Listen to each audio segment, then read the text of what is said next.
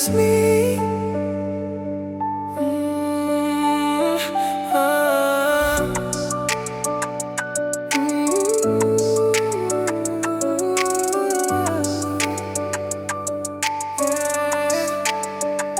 Yang api qua ban lấy cây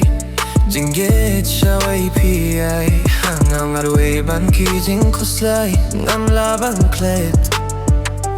Hindre pi pat yang api lendet Yang api agendat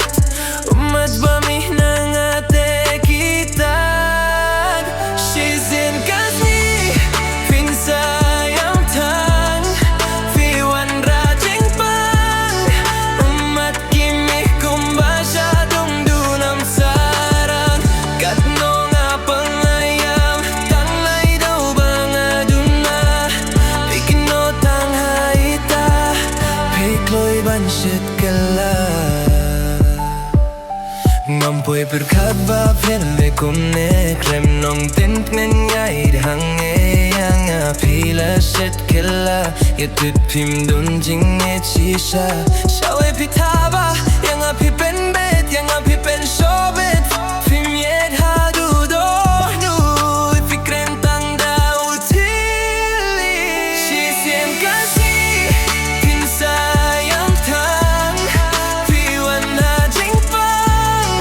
Umat kimi kumbasha dung dunam sara Kat no nga pangayam Tang nai do bang aduna Tikno tang haita Pikloy ban shit kila Ngalapla apina dudon ujong abaya pida leileng am shit kila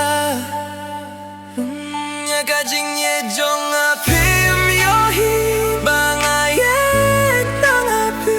Hadu bakut kisni Hindre long lenoi Kijing mudur jong ala sepay Haba pim yet yang Haba yang apim Kwa satya Shisin kaki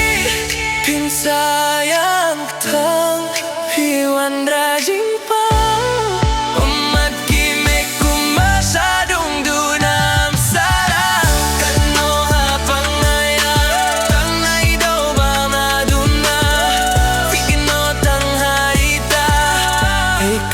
Shit killer